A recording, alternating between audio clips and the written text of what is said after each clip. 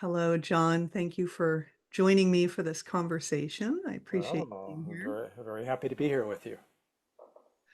And I'll just say a little bit about you. You've written a new book, which I really enjoyed, and that's why we're having this conversation. John Prendergast, PhD, is a spiritual teacher, author, retired psychotherapist, and retired adjunct professor of psychology who has taught at Esalen and Kripalu and online. He studied for many years with the sage Dr. Jean Klein, as well as with the spiritual teacher Adyashanti.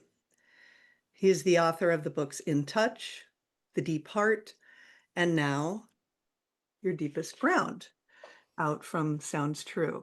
So, highly recommend it. So, welcome. I guess let's start with what do you mean when you say your deepest ground? Hmm. Hard to talk about, for one. Words can only point, but our deepest ground is before words and before images and even before feelings and sensations. So I use the metaphor of ground in two ways, both as a kind of felt sense because in this experience of awakening down, it does feel like a descent, and it has an underground dimension to it. It's like down into the guts, into the pelvic bowl, into the legs and the feet, and further down as well. Hmm. And this is not articulated very often, particularly in Western spiritual traditions, and not too much in Eastern spiritual traditions, which tend to be Yes, renunciate. I noticed. Yeah, Yeah, but this has been my experience of the unfolding understanding and my experience of people that I work with yes. as well. So the deepest ground is like we have various levels of ground. We have the ground of our physical ground, the earth, obviously, and our physicality. Um, then there's a deeper ground, kind of an intermediate deep ground that Carl Jung explored beautifully with the collective unconscious, and which most people don't contact unless there are exceptional circumstances, like Mhm. using particular plant medicine or going on some kind of journey, medicine journey, or sometimes extraordinary dreams and visions touch that archetypal level. And Mhm. now we're beyond the ego, we're beyond personal conditioning, and we're down into a very profound level of subtle, powerful form. So that's part of our ground. And then deeper than that, it's just openness, ground of being, groundless ground. Mhm. We use different metaphors to point to it, but a rather bottomless quality to the ground.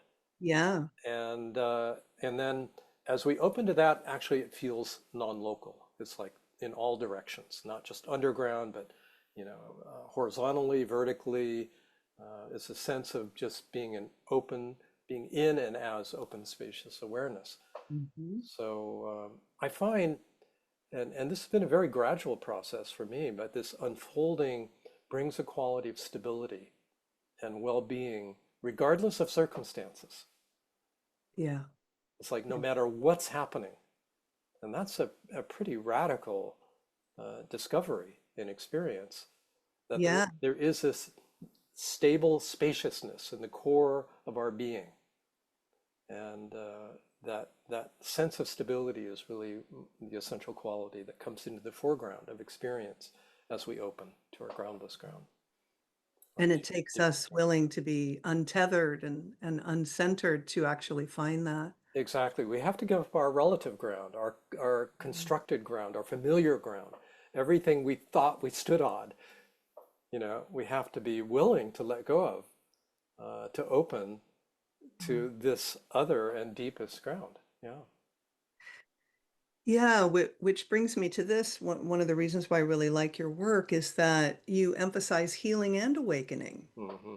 That they really go together. And I mean, my work is an energy healer and an awakening guide. It's so important, but there are some non-dual purists who kind of poo-poo the healing part. Yeah, and they poo-poo our human dimension and welcoming it in and meeting it fully. So how do you see the two intertwining? Well, one can have glimpses, I would say, of our true nature as open, loving awareness, regardless of our age, regardless of our conditioning, regardless of our state. There can be certain moments when the veils part and there is that openness and sense of oneness. However, to actually live that in our ordinary life requires that our system be relatively coherent and resilient. Otherwise, it's unsustainable. And this is I would say, the problem with the purists, the non-dual purists or the spiritual purists, because they will say, well, you just haven't practiced enough or hard enough, or Mhm. and so, you know, if you did, you wouldn't be, having this experience of contraction again. But Yeah. I don't find that to be true at all. Actually, what I find is there's a natural kind of openness, there's a rhythm to openness and contraction. The system is acclimating actually to its true nature. And as it does so, it expands, it contracts, it assimilates, it flushes out Yeah. aspects, very deep and sometimes powerful aspects of our conditioning, and as an energy worker, you can sense this, right? Can sense where there are contractions and places of holding. And it's actually, these parts are waiting to be liberated. These parts are waiting to be received with the quality of love and attention that was never there initially. Yes, that attunement, attunement from a practitioner, but also with ourselves, being deeply attuned to ourselves. It's Yeah. both are true. Yeah, it's the Yeah. self-attunement, the willingness to turn attention toward, open to, receive, and welcome that within ourself. And it's very helpful to have the attuned presence of a healer, of a therapist, of an energy worker, of a coach, of a teacher. But, whatever the outer role is, as we know, if we can have someone supporting us in a very attuned way, that really supports us to feel that models for us that capacity to attune, and it encourages that innate capacity within us to receive our own experience. Yes, to receive our own experience. And this is helpful at every stage on the path, not just, oh, post awakening, then I'll work on my stuff afterwards, or I'll work on it a lot before, and then I'll wake up and everything will be good. This is something that's going on throughout the entire process. And I've worked with people who really want awakening, but then, find themselves, meeting conditioning and chunky stuff. And they're like, well, what am I doing this? And then the system is primed to open. To, That's right. It opens even more. It's yeah, like then the awakening really, well, we could say it's embodied, right? yeah, And it begins to actually affect our relationships and our work in the world, and kind of where the rubber hits the road becomes more and yeah. more embodied in that way. It is where the rubber hits the road. And, I work with a lot of neurodivergent and sensitive people. I am neurodivergent myself. And I find that a lot of us are naturally open and porous and attuned to the spiritual dimension. So having glimpses of true nature, I don't want to say it's the easy part, but it comes kind of in a graceful kind of way.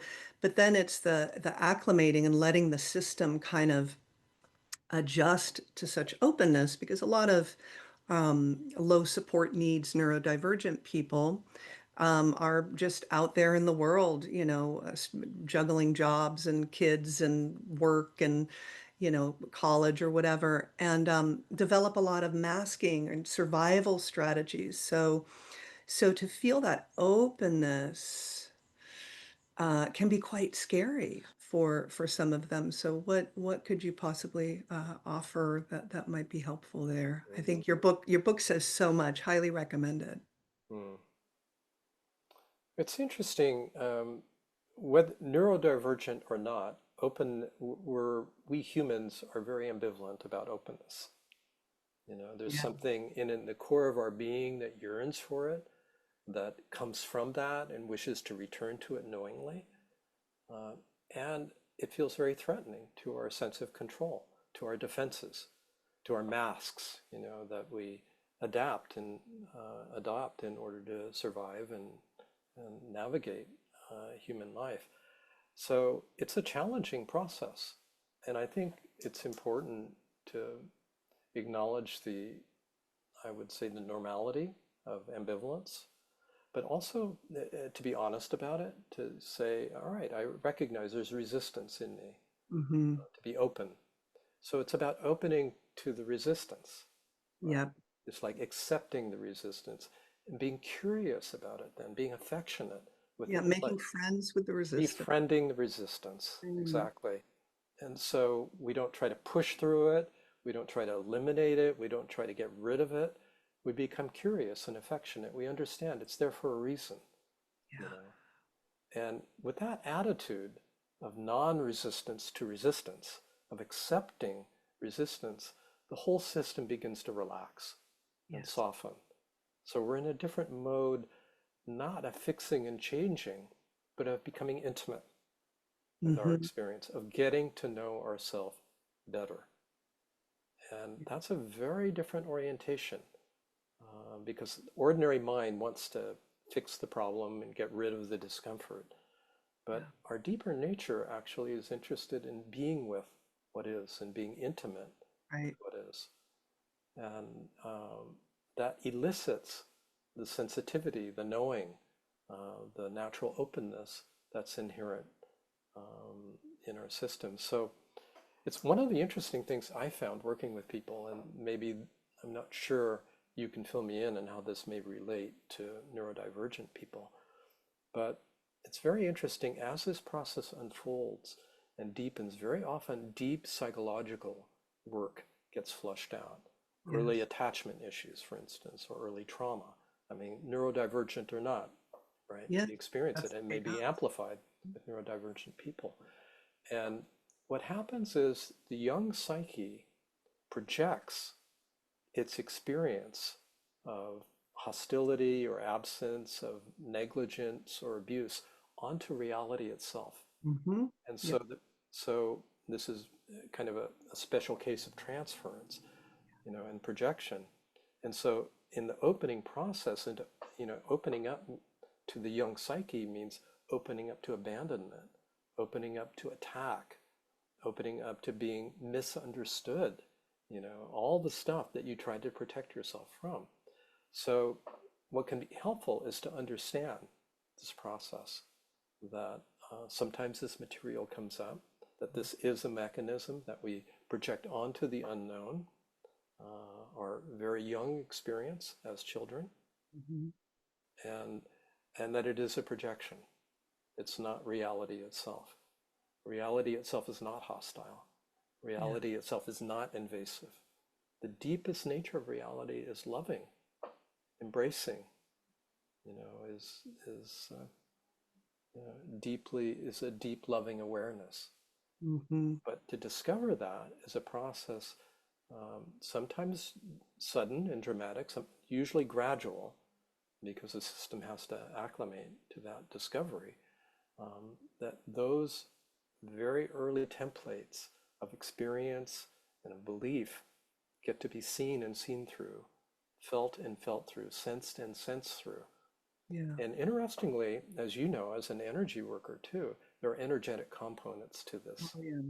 The energy body is a very, very important part of this process. And that's not well understood in conventional psychology.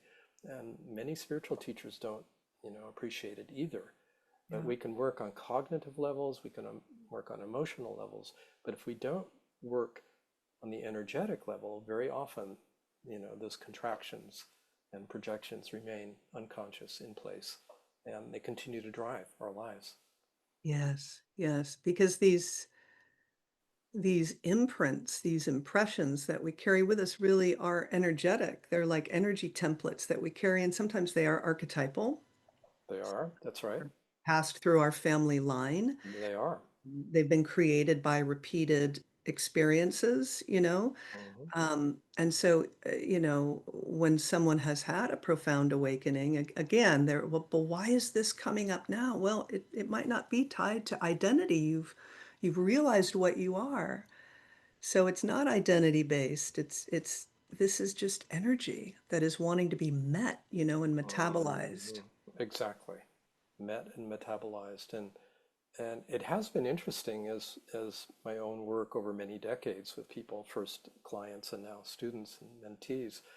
This dimension, the non-egoic dimension, transgenerational Yeah. trauma and so on, has really clarified. It's come more into the foreground of awareness that many of us carry this. In fact, I suspect all of us do to Yeah. some extent. Not that we have to resolve all of our ancestral conditioning, that would be impossible.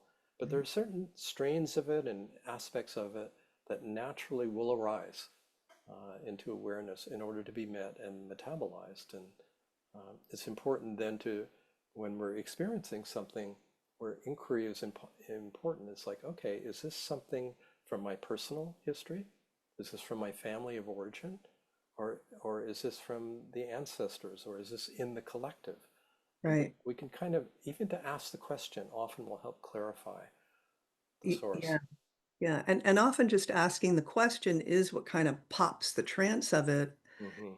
And we don't have to get mental about figuring it out and what to do with it. It's just that clear seeing of it often Exactly. being met. Yeah. That's often the case. Would you be willing to share a little bit about how the ground has opened up for you on your spiritual path? Yeah. Yeah. Well, um, as I suggested earlier, this has been a kind of process of descent of awareness. And so, in my work, in my own inquiry and meditation, work with my teachers, Jean Klein and Adyashanti, there was, particularly with, it felt like Jean Klein set the stage. There was just a real clear orientation that resulted in a number of glimpses, but not a stabilized kind of sense of awakening. But that happened more the 5 years I studied with Adyashanti in the early 2000s. First, a real awakening from the mind and from beliefs and discerning awareness, the distinction between awareness and thought, and realizing thought is in me, but I am not confined or defined by thought.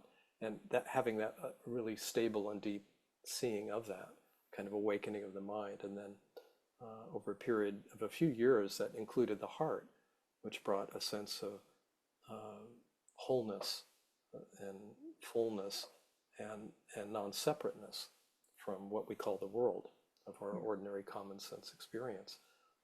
But I remember there was a talk that Adya gave 22 years ago, 21 years ago, at a retreat center where I'm now teaching with my wife um, this year for the first time. And he started to talk about an existential grip in the guts and how even an awakening of the heart does not touch that. And Yes. when he said that, it's just, the lights went off. I realized, okay, keep going. There's more here. It's like there is a descent happening, a waking down, and the guts have yet to be really included in that process. This has been a much slower process in my case, Sarah. Mhm. Um, I've held a lot of tension in the solar plexus as part of my conditioning to try to conform, to my mother in particular, to Yeah. not to avoid her disapproval, Yeah, and sure. shape myself, and years of unwinding that tension with both psychological work but also spiritual work. And gradually, I had a sense of just this gradual kind of softening and opening down into the belly and particularly the base of the spine. And of course, in the energy system, we're talking about the lower three chakras, the solar plexus and the second chakra and the root chakra. And the root chakra, the solar plexus and the root chakra were the ones that I felt in my own case where there was the most holding. And I realized there was a subtle but very powerful system of trying to control my feelings, trying to control relationships, trying to be safe, Yeah. trying to just on a very primal, instinctual level, trying to be secure. And so there's been a lot of inquiry in that, a lot of sharing and exploring And gradually, it's almost like a melting of an icy Mhm. place. It's been a gradual melting and opening, and particularly at the base of the spine, um, where the strongest area of the resistance has been. And just gradually, with loving attention and honesty and vulnerability, that area has softened and opened. And with that has come a sense of really openness of the underground space and that bottomless quality to the ground. So nothing dramatic. I mean, there were, I can remember one time 19 years ago, I was driving down the freeway and it felt like the bottom fell out from under me. And I almost pulled over. It was a really dramatic letting go. Um, Yeah. and I wasn't sure I could drive a car. I was going Yeah. to a friend's house. But that was the only like dramatic kind of opening. But there was a closing after that. It was like it Mhm. was almost too much for the system to handle. And so it gradually recrystallized or and reshaped itself in a more familiar form again and took Yeah. really years of more gradual exploration, openness, and a willingness, I would say, a willingness to you know, know the deepest truth, a Mhm. willingness to let go, a willingness to experience anything, Yeah. everything, a willingness to feel whatever is there. There was another period, this is probably 5 years after that kind of driving on the freeway experience, where I was still working as a psychotherapist, and I had three men come in a row at my 9 o'clock, 10 o'clock, 11 o'clock clients. Each of them wanted to talk about abandonment issues with their mother.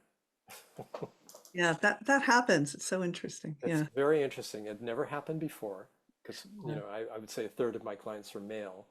And Uh-huh. it's very unusual to have them all three in a row one morning, but to have them all focus on the same depth issue had Yeah. never happened before. It was just like something was lining up. And this is kind of a fun and interesting story because after the first session, I could feel myself shaky, Ah. at the base.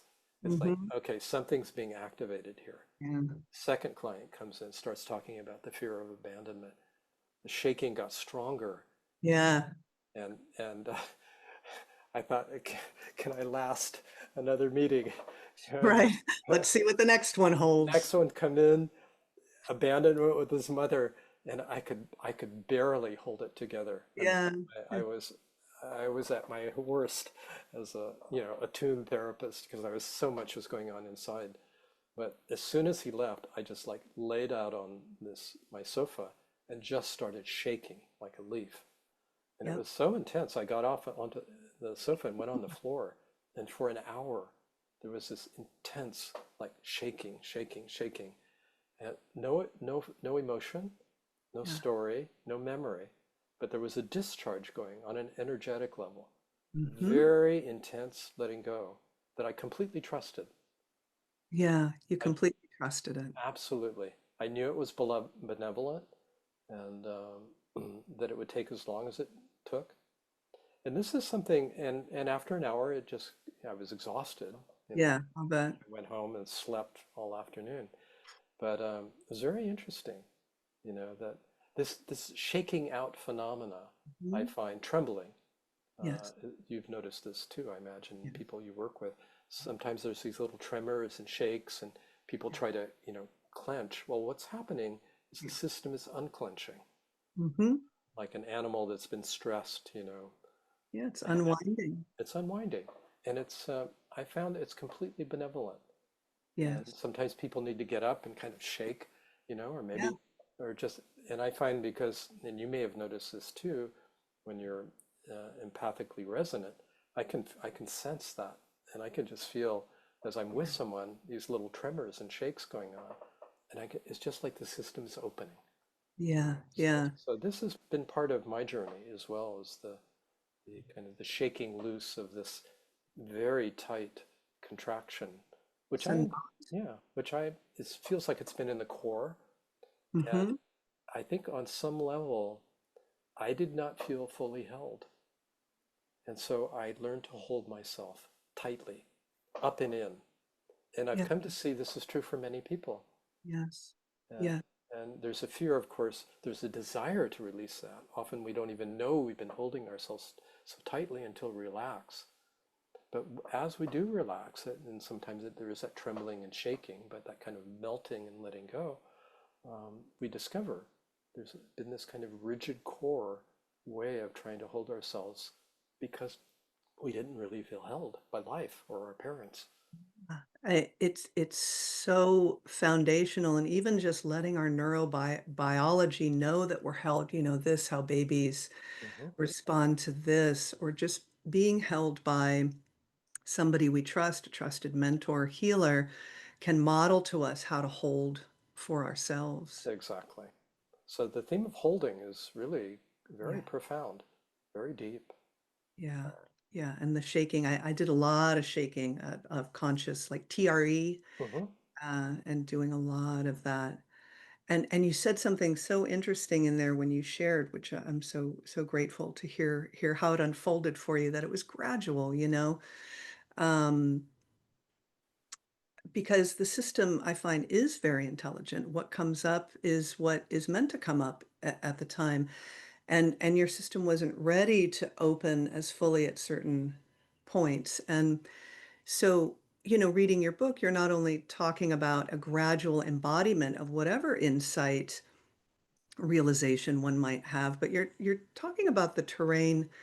Um, I found, this is just my experience, beyond non-duality. Um, for me, I had a non-dual awakening at a meditation retreat and opened up non-separation. I am everything. Everything is me. Beautiful. I walked back to my cabin after meditating several hours, and it started descending into deeper terrain. It went deeper into this non-existence, this prior to existence, like nothing had ever existed. So that where there was, we could say, a sense of self that contained everything and was everything, now there wasn't even that. And um, my system started to freak out because I had a lot of trauma in my system. I'd had an earlier awakening at the level of mind, right? uh, and had done a lot of trauma work, but there was still a lot in my system, and it was very scary to me. And it went on and on and on, hour after hour, and I didn't know how I could function. Not to scare anybody out there who's listening to this, but I said a little prayer. I said, "Help me." Guru Rinpoche Padmasambhava has been very Hmm. instrumental on my path. And I just said, look, I know people have been doing this for centuries and that this is part of it, but can you help me out here? How do I live? And I went to sleep and I woke up the next morning in my little bed at the Mount Baldy Zen Center. And my system had backtracked into unity, into non-duality. Hmm. There was a type of ground, but it was huge, vast, spacious. It was not what I had encountered the night before. My system wasn't ready for it. And so I spent the next 5 years integrating that, meeting trauma, and it was much easier to meet my trauma now from this non-dual abiding place, you know. And then about 5 years ago, I was laying on my bed. I had seen a friend in the hospital who was dying. And I was just contemplating, why do people hang on at the moment of death? Like, why don't we just let go? Why don't we just let, and all of a sudden, it really felt like an engine dropped out of my gut. And it was, and in the email to you, when we were emailing, I said, it's been the most profound shift, really, but also the subtlest. And as that has, as soon as it opened up, I was like, oh yeah, this is what I found 5 years prior, but wow, my system is intelligent. There's such an intelligence. So when people want to hurry up and get to the next thing and the next thing, That's the mind. yeah, what is here? there is an intelligence guiding this. Very much so. Yeah. So important to respect and honor that. The mind has its agenda. It has its goals, it has its timetable, none of which are relevant to this process of unfolding and letting go. There's a deep organismic intelligence and intelligence beyond the organism, even Yes, exactly. a wisdom, a wisdom to our true nature that is very trustworthy, I find. And the more we are kind of trusting and relaxing, and there are many subtleties to this letting go process. I mean, a lot of people stop with awakening of the mind. Oh, Yeah. spacious awareness. I'm not my thoughts. I'm not my story. That's it. No, that's not it. That's the beginning.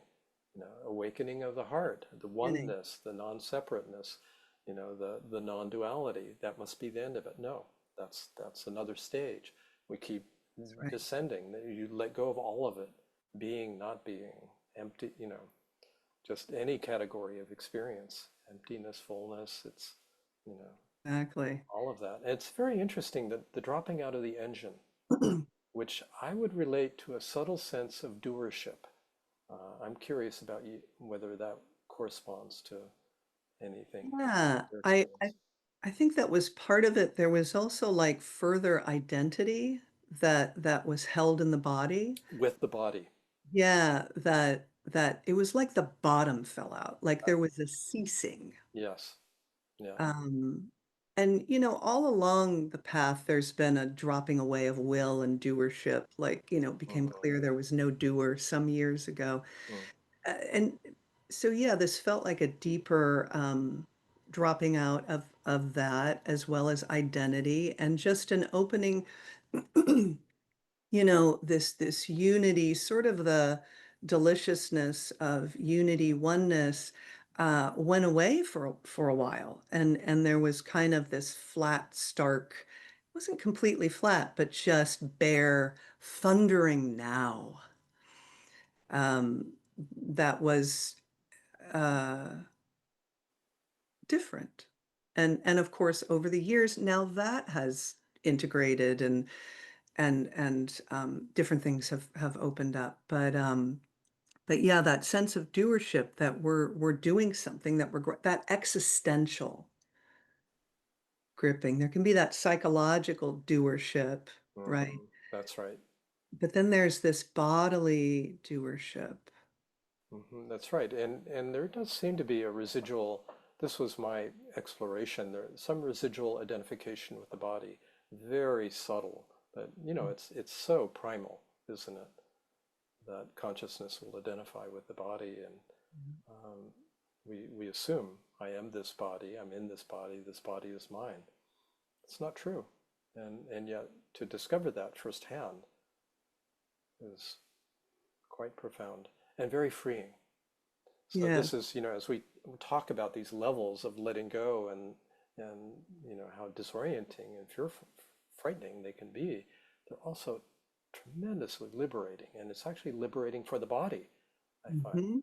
Hmm. It's like the body then is open, like body has discovered its true nature also, Yes. Yes. Yes. and something else begins to move through us much more clearly. It's always been there, this kind of intelligence that we were alluding to earlier. We can feel the upwelling current. Hmm. At least I have, and I know people Yeah. I've worked with. It's much clearer. That it actually is emergent throughout this process, I find. Hmm. And but that's been one of the kind of hallmarks of this opening up, as well as this opening to the life, essential life current. Yeah, to opening to the essential life current. And this can, we can jump around on the path. It doesn't necessarily go in order. We go mind, heart, then Hmm. gut. There's a lot of overlap happening, wouldn't you say? I would say, Yeah. and that's the danger of talking about this in a kind of sequential way, because it never unfolds that way. Yeah. Again, the mind is trying to, creates certain order or progress, but no, it's extraordinarily complex, interrelated, the various realms, Yeah. mental, emotional, instinctual. and unwinding in one area allows an opening in another, and so if we're trying to manipulate energy, Yes. directing it, we're probably going to get it wrong Yeah. Yes. and create more mischief for ourselves. Yeah, I agree. And somebody might have an opening to the ground and then, go back up here and then back. It all depends. Very much so. But something you talk about in the book prior to the ground being prior to our archetypal ground, our personal ground, and Nisargadatta, has a book called Prior to Consciousness. Yes, I have it. Yes, and rumor has it that at the end of his life he said, well, there's I am that, but there's so much more. There's so That's much more. And to try to talk about this lived experience, to say that what this feels like is prior to experience or beyond experience, prior to consciousness or beyond consciousness. Somebody might hear that and say, well, then who's talking right now? Or who, it's we get in our mind, but when it comes online, it just makes so much sense. it does. It Yeah. isn't confusing. No, it's not. Yeah. The I am, as precious as that discovery is, as radiant and as beautiful, we realize it's also, a form, and we let go of that as well. Yeah. And it happens spontaneously Yeah. and quite naturally. And feels very open-ended. This process It of really letting does. letting go. It's just, I I think early on, I thought there was a goal to achieve, and I realized that really got in the way Yeah. of Yeah. simply being with what was unfolding here and trusting that opening process, and then more and more realizing, I don't need to go anywhere. I don't need to be any particular way. It's really um, just just continually opening to reality. Yeah. Yeah, and that is the process, and that is also the fruit. Hmm. I'll sometimes say to people, well, pretend you're awake. You want to, so just welcome what's here then. Welcome what is arising. Welcoming. It's so important, isn't it? This is one of the key teachings I learned from Jean Klein, who was he was a European gentleman, a physician, but he'd spent time in India and studied with both in the Advaita and Kashmiri traditions of non-duality, and really had a very profound opening and awakening. And one of his key teachings really is welcoming our experience, but Not also, familiar with them really. That's beautiful to know. Yeah. yeah, yeah, he was a beautiful man. Um, but the mind, ordinary mind, can't welcome. It always has conditions. It always has expectations, an agenda, subtle or not so subtle. But our, presence or our true nature is its nature is welcoming, and so more and more we attune with, recognize that, and from that we welcome. A welcoming happens of Yes. of From our that, a welcoming happens. quite naturally. We don't Yeah, have to try to welcome, but there is just exactly. a welcoming Right. unfolds. I'm working on welcoming. I'm working on being mindful, right? Yeah. If I Oh, could, if I could just, I I like your gotta gesture. tear down and stop controlling. If I get, yes, if I could just be more effortless, right? Yeah, exactly. All the little tricks our minds play on Yeah, us. and they played those tricks until we see through them and let them go. It's Yeah. part of the process. So I wanted to ask you about the role of mysticism on the spiritual path, because not everybody is mystically wired, um, and you talk about having had a dream of Nisargadatta. I mean, and somebody might hear that and say, well, that's pretty mystical, but John seems pretty grounded. Um, So, and I'm a mystic, I'm wired mystically. I mean, teachers have been coming to me, not in body, and, all this stuff is opened up, especially with the initial awakening. But yeah, what can you share with us about that mysticism? Well, I did write a chapter about Jung in the new book that you read, and Jung was a mystic. Yep. He was wired this way, Yeah. and from an early age, it was obvious, not necessarily that he would think of himself that way, but it became clear to him that he had two personalities, a rational one, and then one of the depths, one of the Yeah. times, current times, and contemporary scientist, and then one of the depths of the really the unknown, the darkness, the dreams, and God. So I mentioned Jung because he is a mystic, and very often it's like mystics the I would say mystics can uh, get fixated on their experiences, and want to have more of them, and Yes. that can be a trap, uh, and can downplay or even, and that fixation becomes, a subtle form of resistance to opening, really to Yeah. consciousness or awareness itself. And let's say sages who accent, you know, awakening of awareness, or awake consciousness, can downplay mystical experiences as irrelevant, Yep. distractions, and so on. In my experience, we're multidimensional and we're wired differently, all of us. Yes. And so we tune into different levels of experience or even the source of experience. And again, if we're not manipulating, if we're not grasping and we're not avoiding, then these different dimensions will unfold quite naturally. Yes. And if we understand not to get attached to any of them, uh, Yeah. if we understand that experiences come and go, that states come and go, Mhm. and yet they can also be deeply impactful, informative, meaningful.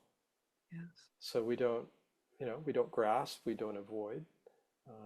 So Nisargadatta shows up in a dream, and I Yeah. and I never heard of him, and or I didn't. Yeah, I really didn't know his name. I didn't know his form, but he came, and said, "You can spend some time with me." And then a month later, he died. You know, Yeah. so but that led me to his work. To I am that, and that was a real turning point of Yeah. realizing that, pointing towards the nature of the apparent perceiver and to self-inquiry. Um, Yeah. how did that happen? How does a teacher appear intuitively and Yeah. suddenly, inwardly or outwardly? It's a mysterious process. It is a mysterious process. It's a mystery, It is, and crazy and mystery. we're grateful if that kind of guidance appears. Yeah. But there's also a humility, just Yeah. a realization. Um, I'm not doing this. It doesn't make me special, right? Yes. And Yes. that's another, trap, isn't it? It's like, The oh, I big, big I'm the one who's having special experiences. so therefore I am special. Therefore, I'm special, and this, of course, is the dream of the ego, to Yeah. be a better ego than others and Yeah. admired, and we see a lot of that in spiritual teachers, and Yeah. who have that subtle or not so subtle inflation and Mm. need for admiration. Yeah. So I don't know, if we have the right perspective, it seems that, um, you know, as I've been describing, I'd be interested to hear anything you'd want to add to that. Uh, Well, it I think. it just seems that life is always using whatever it can to wake us up more deeply, to guide Hmm. us. Hmm. We can say there's nobody doing anything, but yet life is, if you're getting an eviction notice from your landlord, life is giving you signs of what to pay attention to. Hmm. And something that you say in the book that you give to people, which I've been saying to people for so long, I was like, this is cool. That you say, what is life asking of you? You Mhm. know, that's so important. What is life asking of you? So, you know, whether it's mystical experiences or something on this form-based level, trying to get your attention, you know, it's all fodder, you know, Mhm. for deeper awakening and for helping others, you know, perhaps. Mhm. Um, And it's not necessary to have mystical experiences. Absolutely, yes. That's really important to know. Um, and people who listen to this and don't have those experiences can think, oh, well, I'm not qualified, or I'm not. That's not true at all, because I know people who've, had very deep spiritual awakenings, and very few, if any, mystical experiences either. So, Yeah. so it's Yeah. Sometimes people will say, well, I want to talk to my guides. I want my psychic abilities to open up. Okay. Are you sure you don't want any, like, what's deeper than that? What do you really, really want? Because what do you really want? let's, you know, and also on my path, I mean, even being a mystic, there's been phases and stages where all of that dropped away. Hmm. You know, and I just, you know, remember at the time going like, okay, like it wasn't a problem. Like suddenly got there are no guides guiding me or showing up or like, okay, and this is what is here. Um, and then there was a return and it was different, or, you know, the way my intuition works then suddenly started changing and some other things started opening up. Yeah. So you had an openness to the experience Yeah. coming and going. Yeah. Yeah. So how do you hold space for people to open to the ground? Do you want to maybe guide us through an exercise or? I can. Yeah, I can do a little meditation if you'd Okay. like. Sounds Maybe do 5 minutes. And good. are, Sure. are are we ending at the hour? Is that the normal timeline or? We can keep going as long as we don't get sick of each other. That's Oh, well, that could take a while then. it take years. Okay. Well, I have a little bell here, so I'll Lovely. All right. ring my Tibetan bell. Okay.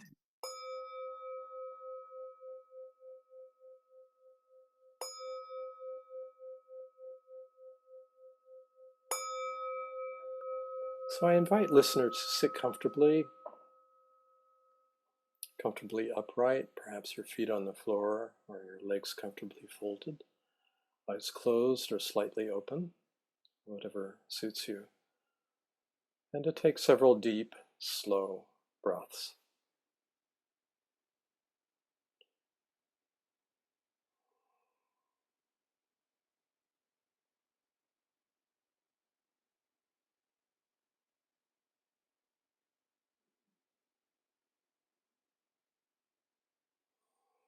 And recognizing there's no work for the mind to do right now.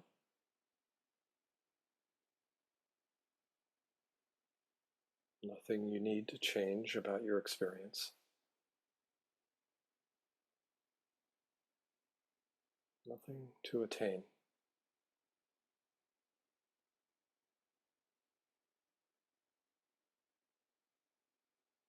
So when we understand this, there's a natural relaxation, and attention drops down into the core of the body.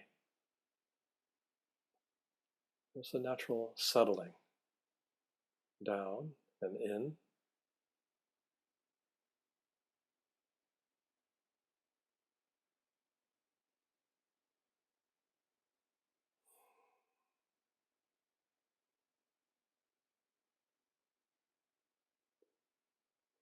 And I invite you to feel the weight of your body held, if nothing else than by gravity,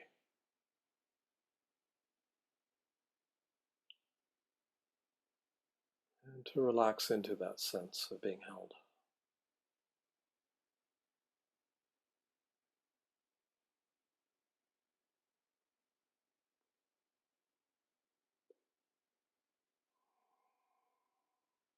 To feel your breath in the belly, the lower belly, as if you could breathe here, and if you'd like to put your hands over your lower belly, you can, no need to. Just as an anchor, preliminary anchor for your attention.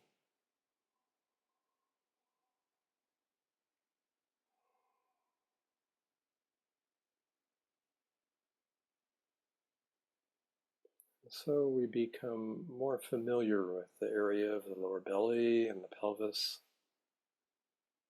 just gently sensing in to this area.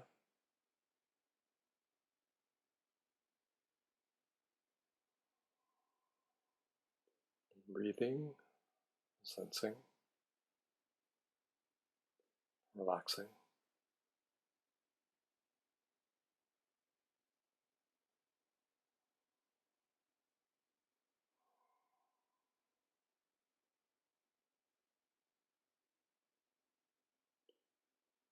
And now feeling the breath as if it arises from beneath your body.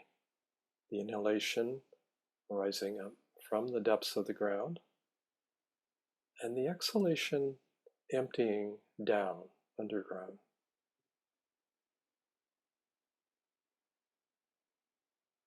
So follow the exhalation down,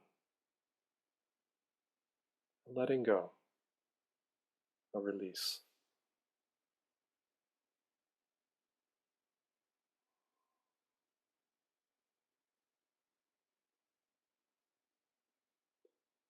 Allowing the in-breath to come of its own.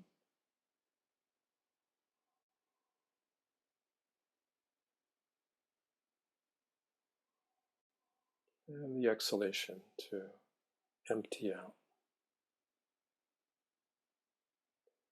And you may notice with the exhalation that there are subtle levels of letting go, of emptying out.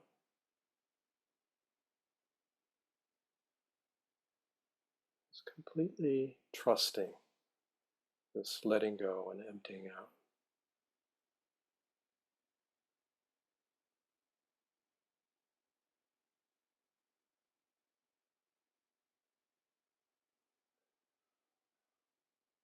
Waiting for the in-breath to come of its own.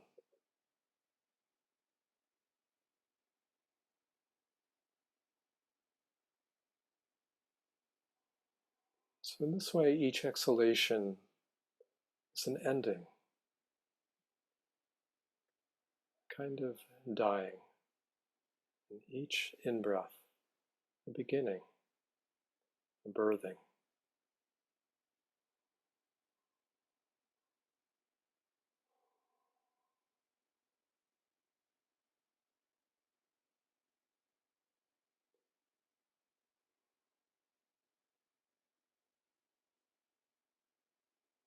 In this gentle following of the breath, we attune with the underground space.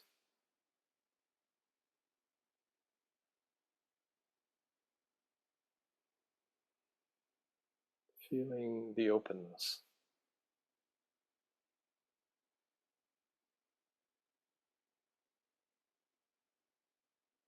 Opening to the openness.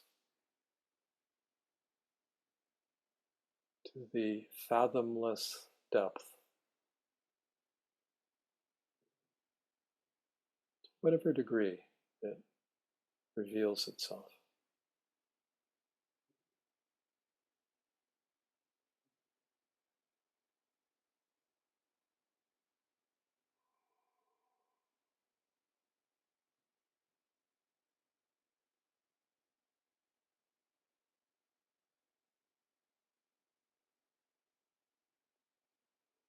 And we may begin to sense and attune with a profound silence,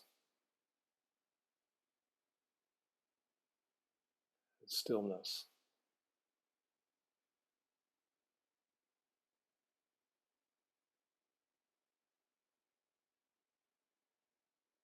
Prior to any thoughts, images, categories.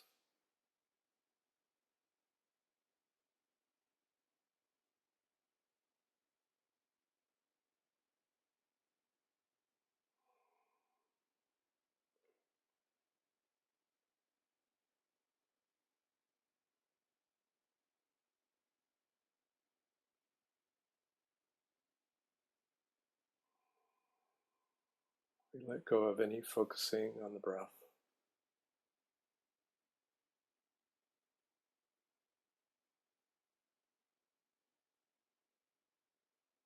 Simply abiding, resting.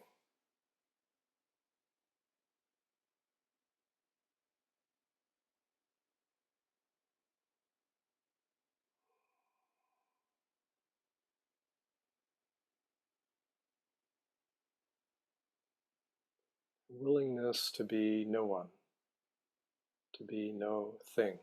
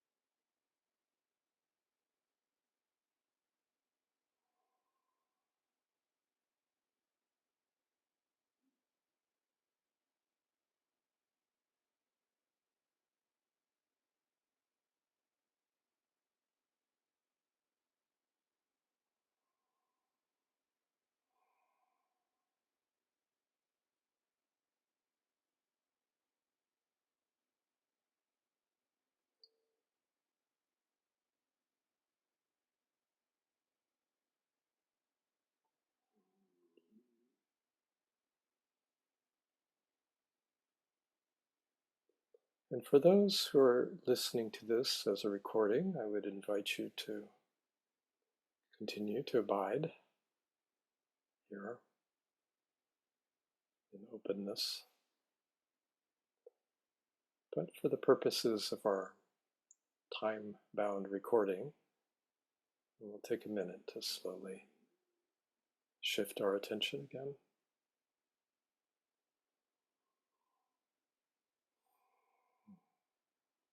Feel your breath.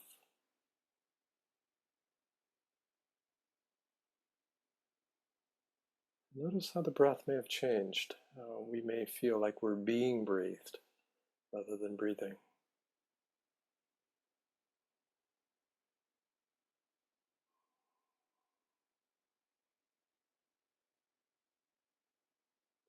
And notice your sense of the body.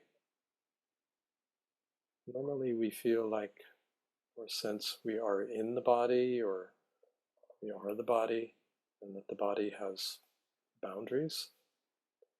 And just notice the openness of the body. You may feel the body is in us, as space.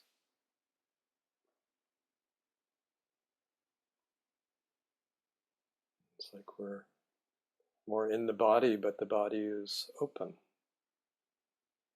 unlimited, not essentially separate.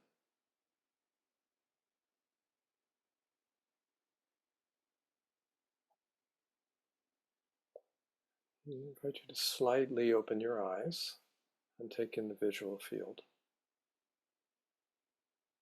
Notice what happens as you do. Often this step tends to constellate a sense of separation, but it need not.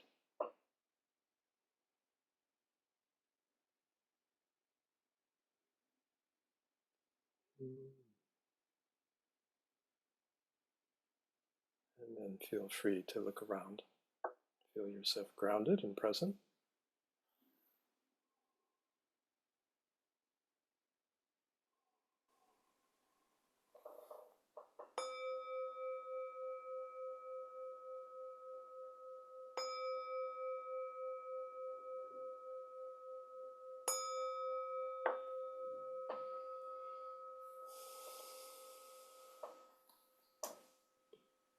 Thank you.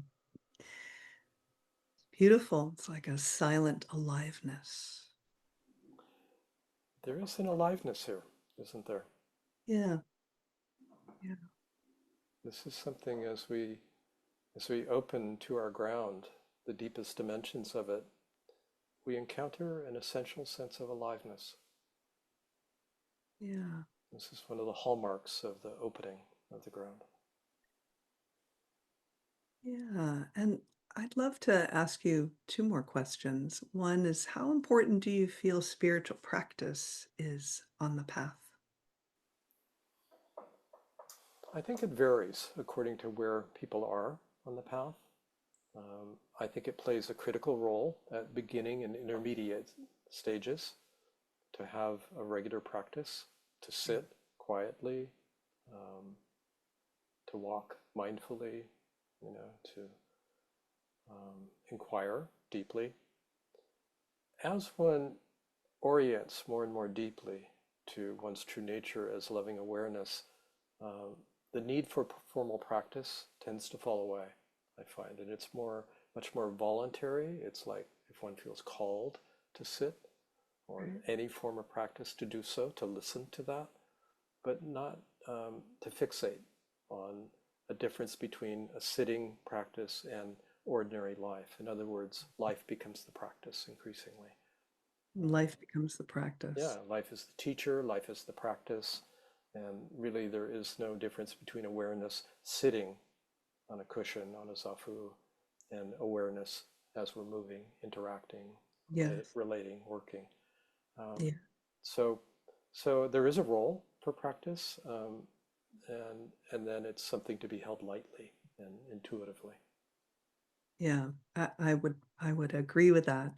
And I do see a lot of people today watching a lot of YouTube videos and maybe being resistant to practice or thinking that there is no need for practice if they're listening to a lot of satsangs and talks on YouTube and reading books, but It's not enough. practice. Yeah, I agree. Yeah, it's not enough. We need to fully meet what's here. Hmm. Um, and finally, why do you think this isn't more talked about in spiritual traditions? We spoke briefly about Bernadette Roberts, her book, No Self. Um, why do you think this might be? Well, in my experience, it's really the most deeply defended place in the human psyche, the deepest contraction, the deepest place of holding. It has the deepest resistance, and it's most deeply buried. So, um, mm, for that reason, there's been conscious and unconscious resistance to uncovering that and encountering because we're really dealing with the fear of annihilation Yeah. primarily, it seems to me. The fear of being nothing, the fear Yep. of losing it all, losing all connection, losing functionality, losing one's life, none of which are true, Yeah. None of which happens. Yeah. none of which happens. I mean, it is true relationships change as one Yeah. deepens. The ones Yes. that are not congruent with an unfolding awareness tend to fall away. Yeah. Others appear. That's true. Um, our functionality, maybe very temporarily, we may need to rest more, Yes. and reorient. There is that kind of, you know, living while remodeling the Right. body mind. So there can be brief periods of disorientation. That's true, but always followed by a deeper orientation and Yeah. opening and a greater functionality and freedom and joy and spontaneity and trust. Do we lose ourselves? We don't lose an essential self. We lose it. We can lose our attachment to a story or an image, um, but we don't need those to function. In fact, they tend to obstruct and filter a natural and spontaneous way of living. And we don't lose our life. We gain it. We don't lose our sanity. We gain it. We lose our confusion. So everything the mind imagines about annihilation of oneself is incorrect, actually, Yeah. but quite compelling. And so, I mean, this is one reason why I wrote the book, is just because this area has not, in my opinion, been well understood or articulated. There have been teachers and teachings that address it, and we can see, in our conversation, the importance of guidance, just the pointing out, the understanding, allowing a relaxation, a discernment, the right approach can be very helpful. Um, so, and then I think also just the subtlety. There's, you know, it, I think the energetic component is really helpful to understand the subtleties of these dynamics. I think this is why you were responsive to the book, and it's why I wrote the book, really, because it comes up in my work with people again Yeah. and again. It's like people, very advanced practitioners, will say, I don't know why my practice or discovery process is plateaued out. Yes. And I can sit with them and I feel the contraction at the base of their spine, whereas another teacher might say, well, it might be this, or it might be that, or it might be this. But I can say, it's fear, Yeah. it's terror. And they'll say, oh, you're right. It is, isn't it? And now that door opens, that it's safe, actually, to open the door of terror and Yeah. discover that it is a path to fearlessness. Yes. Yes. So Beautiful. And often people don't want to give up their prior spiritual experiences, especially if it's, beautiful and luminous and unity and, it's so yummy or, and, that's true. you know, because this has nothing that the mind or ego would say is um, desirable. And so, Good, uh, good point. yeah, yeah, it's subtle. It's very, It's very, subtle, very but yeah, subtle. we get attached to being a certain state or stage. And, Yeah. and also teachings may say, this is it. Yes. You've arrived. And it's very subtle. It's like, oh, spacious awareness, right? Mind Yep. is like the sky. We see a lot of that teaching in all sorts of renunciate and contemplative traditions, Buddhist and Hindu, and it's like, okay, well, that's it. You're free, you know, and Yeah. and so we conclude our teachers, our teachings tell us that's it, Yeah. and and so the inquiry stops, the Yes. Yeah. investigation stops, uh, and so I think what's most important, and these are all aspects, but there is an inner knowing here at work. There is an inner intelligence, not an ordinary mind, but something much deeper and subtler that is calling us to even greater depths of authenticity. Yes. And so our attunement with that, with our love for truth, not Yeah. not ideology, not dogma, but the truth of who we really are, keeps us keeps us open Yes. and keeps us honest to Keep actually, honest. what Yeah. is my experience? What is my actual experience?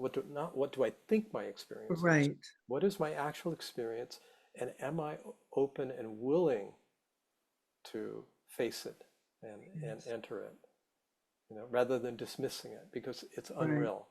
Yeah. Relationships not important, work Yes. not important, whatever, feelings not important, sensations not important. Right. The Right. mind will, and then it's off the table, and I'm fine until I explode in rage, or collapse in That's fear. right. And then life is asking you to take a look at it in kind of a Life, it, painful it way. is. Life is the teacher, isn't it?